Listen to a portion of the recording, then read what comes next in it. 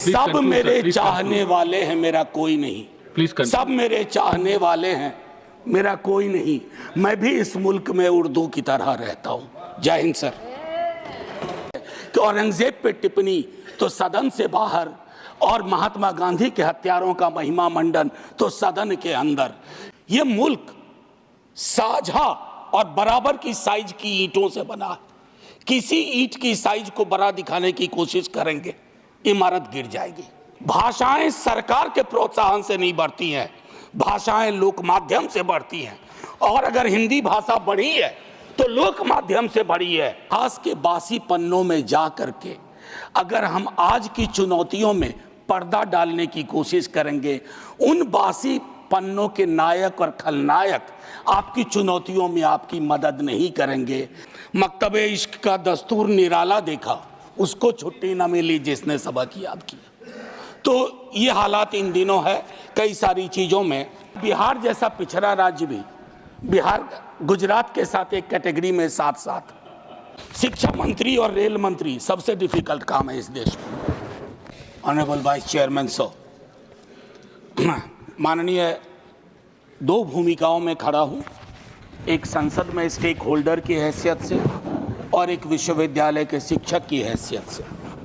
कोई तल्ख टिप्पणी नहीं करूँगा, लेकिन कुछ सरोकार बताऊँगा। सबसे महत्वपूर्ण प्रश्न जो मेरे जहन में अभी आया कि मैं ऐसी हिंदी कैसे बोलूं जिसमें उर्दू ना हो, और ऐसी उर्दू कहां से लाऊं जिसमें हिंदी ना हो। तो भाषाओं का जो मसला है, जो मानस में रचा बसा है, इन दिनों कई चीज़ें चल रही हैं। हम तो संगम लिटरेचर पढ़ के बड़े हुए, इतिहास में पढ़ा, तमिल रिचनेस, संगम लिटरेचर पढ़ा। सर, ओपनिंग रिमार्क दे रहा हूं, भाषा के विवाद में 60 में हमने बहुत कुछ गवा दिया। ये मुल्क साझा और बराबर की साइज की ईंटों से बना है। किसी ईंट की साइज को बड़ा दिखाने की कोशिश करेंगे, इमारत गिर जाएगी। इमारत बचाने का वक्त। मैं सिर्फ इतना कहना चाहता हूं, चाहे संस्कृत हो, तमिल हो, बांग्ला हो, मैथिली हो, भोजपुरी हो, हिंदी हो, भाषाएं सरकार के प्रोत्साहन से नहीं बढ़ती हैं, भाषाएं लोक माध्यम से बढ़ती हैं। और अगर हिंदी भाषा बढ़ी है तो लोक माध्यम से बढ़ी है, छोटे छोटे गानों से बढ़ी है। पखवाड़ा मनाने से हिंदी नहीं बढ़ी है, फोर्टनाइट मनाने से नहीं बढ़ी है। सब ये मेरी पहली बात थी। लेकिन खैर क्या कहूँ, मकतबे इश्क का दस्तूर निराला देखा, उसको छुट्टी न मिली जिसने सबक याद किया। तो ये हालात इन दिनों है कई सारी चीज़ों में। एक मैं मानता हूं कि शायद हमारे दिग्विजय सिंह जी, हमारे सीनियर, वो एक लंबी लकीर खींच गए। तो मैं चीज़ें दोहराऊंगा नहीं, मैं सिर्फ चिंतित हूं। मैं इससे पहले के एजुकेशन पॉलिसी का क्या हश्र था नहीं जानता, लेकिन इस सदन में न्यू एजुकेशन पॉलिसी पे व्यापक चर्चा नहीं हुई है। सदन को इससे महरूम करना क्या ये उचित है? मैं ये सवाल छोड़ता हूं सदन के विवेक पे और सरकार के विवेक पे। सर, इस पूरे दस्तावेज में कई मिसमैच हैं। दस्तावेज की शक्ल और वैचारिक रुझान की, पेडागॉजी और टेक्नोलॉजी के मिसमैच की, लैंग्वेज को लेकर के एक बात मैंने कह दी, उसी को थोड़ा खुलासा करता हूं।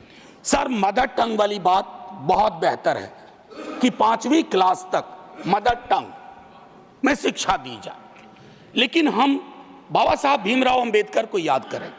उनके वक्त में जो सच था वो आज भी सच है, क्योंकि सोशल इकोनॉमिक मोबिलिटी के लिए अंग्रेजी एक भाषा है, उसके प्रति दृष्टिकोण भी हमें साफ करना होगा।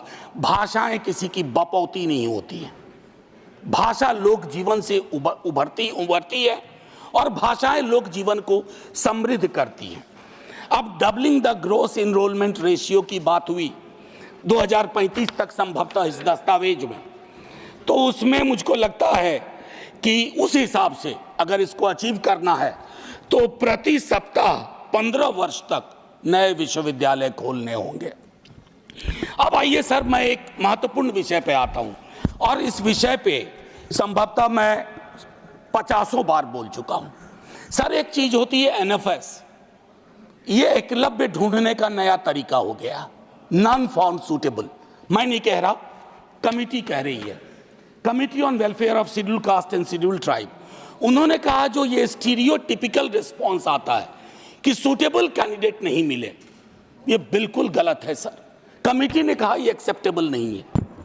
यही बात कमोबेश ओबीसी रिक्रूटमेंट में लागू होती है। मैं माननीय शिक्षा मंत्री जी से, माननीय नेता सदन लगातार बैठे हुए हैं, सर आग्रह करूंगा, ये महामारी सब कुछ लील जाएगी। ये मध्ययुगीन व्यवस्थाओं की महामारी है जो आधुनिक चोला पहन चुकी है। इस चोले को उतरवा के फेंकवा दीजिए, अन्यथा बहुत मुश्किल होगी। महोदय, गुजरात बड़ा समृद्ध राज्य है, हमेशा नजरें इनायत रही हैं आज़ादी के बाद से ही, लेकिन आज बड़ी खुशी हुई कि हमारा बिहार जैसा पिछड़ा राज्य भी बिहार गुजरात के साथ एक कैटेगरी में साथ साथ, और वो कैटेगरी है एनरोलमेंट इन हायर एजुकेशन, जहां हम बिहार, आसाम, गुजरात भाई भाई।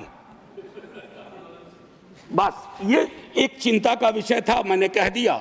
और नीति आयोग की भी इसमें स्कूल एजुकेशन को लेकर के कुछ महत्वपूर्ण टिप्पणियां हैं। अब महोदय, मैं एक आध मिनट ले लूं तो माफ कर दीजिएगा आज। Please spare me 1 minute extra if it is possible.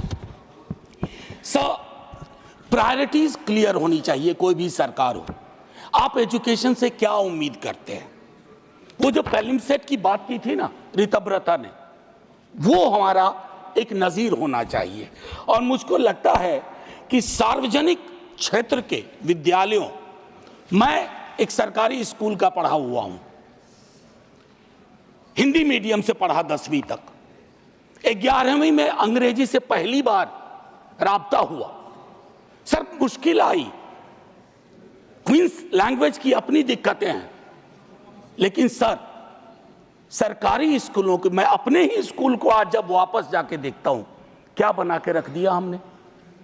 मुझे निजी क्षेत्र को के खिलाफ मत समझा जाए, लेकिन एक संतुलन होना चाहिए। दुनिया के तमाम उन देशों ने एजुकेशन और हेल्थ में सबसे अच्छा किया है जिन्होंने सार्वजनिक क्षेत्र के को बढ़ोतरी दी है, उसको प्रोटेक्ट किया है। एनटीए के बारे में कई दफा बोल चुका हूं सर। ये कोचिंग इंस्टीट्यूट के, मैं संसदीय गैर दामाद, असंसदीय तो नहीं है ना, मैं पूछ लेता हूं पहले ही, नहीं तो दूसरा शब्द दूंगा। हाँ, रिश्तेदार की तरह व्यवहार करना। कोचिंग इंस्टीट्यूट फ्लरिश कर रहे हैं, बार बार परीक्षा पैटर्न, पेडागोजी, सिलेबस में बदलाव, बच्चों को हमने गिनी पिग्स बना के रख दिया। मैं दिल्ली विश्वविद्यालय में हूं सर, नामांकन की पद्धति बदल गई है, लेकिन मैं देख रहा हूं अब 8वीं 9वीं क्लास से बच्चा स्कूल एजुकेशन को छोड़ करके एनटीए की कोचिंग ले रहा है कि सीयूईटी क्वालिफाई करना। ये स्ट्रक्चरल प्रॉब्लम है। बस सर 1 मिनट, शिक्षा के संस्थान वैचारिक युद्ध क्षेत्र हो गए हैं सर। मैं टिप्पणी नहीं करना चाहता, घनश्याम जी ने कही एक बात, सर कोई टिप्पणी इस तरह की नहीं, कि वामपंथी रुझान, मुझको लगता है कि कांग्रेस के साथ दिक्कत पता नहीं क्या थी, उन्होंने वामपंथियों को तथाकथित, हालांकि उसमें मेरिट नहीं है, ढूंढा। लेकिन सर दक्षिणपंथी वैचारिकी का अड्डा बनते जा रहा है। आप कई चीजों को हटा रहे हैं। अच्छा पीएचडी नहीं चाहिए, बिना पीएचडी के ले लो। अच्छा ये एलिजिबिलिटी हटा दो, तब भी आपको लोग नहीं मिल रहे हैं उस रुझान के। तो मेरा मानना है कि इन और शिक्षकों की स्वायत्तता में बहुत कमी हुई है। मैं प्रोन्नति के सवाल पे 100 चीजें कह सकता हूं, अपॉइंटमेंट पे 100 चीजें कह सकता हूं। देख रहा हूं कैसे शिक्षक विक्टिमाइज हो रहे हैं। और सर नॉलेज पार्क की तर्ज पर, एसईजेड की तर्ज पर नॉलेज पार्क बना करके आपको यह सोचना होगा कि शिक्षा और इंडस्ट्री में थोड़ा फर्क है। इसको उद्योग और सिर्फ निवेश की नजर से मत देखिए, क्योंकि इसका पहले नाम था ह्यूमन रिसोर्स डेवलपमेंट। भले नाम बदल गया हो, लेकिन उस संकेत को याद रखा जाए। केंद्रीकरण आपकी स्वाभाविक प्रवृत्ति है। जब बड़ी सत्ता आती है तो हर किसी को लगता है कि इसको मुझको हथिया लेना चाहिए। नैक के बारे में विस्तार से हमारे दिग्विजय सिंह जी बोल चुके हैं। ऐसे लोग आप बिठाते हैं, ऐसी व्यवस्थाएं होती हैं। नैक में सर क्या होता है, मैंने भी अपने टाइम में एक नैक देखा है मेरे विश्वविद्यालय में। बता नहीं सकता हूं सर। एकदम जैसे शादी ब्याह में रिश्तेदारी में जाने पर वो जो गिफ्ट का आदान प्रदान होता है, वो सारी चीज़ें होती हैं और कई विसंगतियों के बावजूद उस संस्थान को A+ या A मिल जाता है। रिविजिट करिए।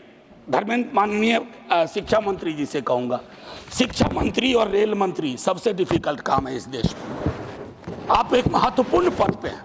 मैं आपसे कहूँगा, आपकी सरकार नहीं होगी लेकिन इस नीति का प्रभाव रहेगा।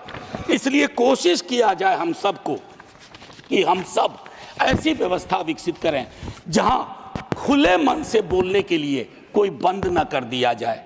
डेमोक्रेसी की एक परिभाषा है sir, true democracy is one where you are not closed for being open. आखिरी 30 सेकेंड मैं एक और चीज कहूंगा सर। संजय जी कह के गए, मैं विवाद में ही नहीं, मैं हिस्ट्री का स्टूडेंट हूं सर। कभी उस पर बहस होगी, मुगल सल्तनत और अन्य रूलर्स पे तो विस्तार से बोलूंगा, लेकिन आज एक टिप्पणी करता हूं सर। इतिहास के बासी पन्नों में जा करके अगर हम आज की चुनौतियों में पर्दा डालने की कोशिश करेंगे, उन बासी पन्नों के नायक और खलनायक आपकी चुनौतियों में आपकी मदद नहीं करेंगे।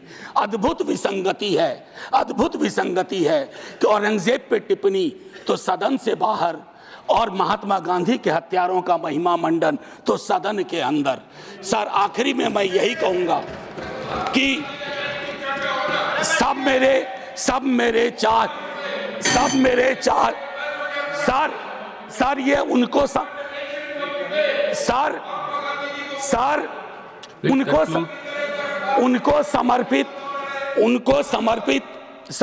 समर्पित जिन्होंने उर्दू पे कुछ अल्फाज पेश किए थे।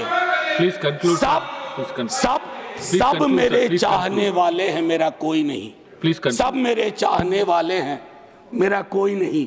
मैं भी इस मुल्क में उर्दू की तरह रहता हूँ। जय हिंद सर।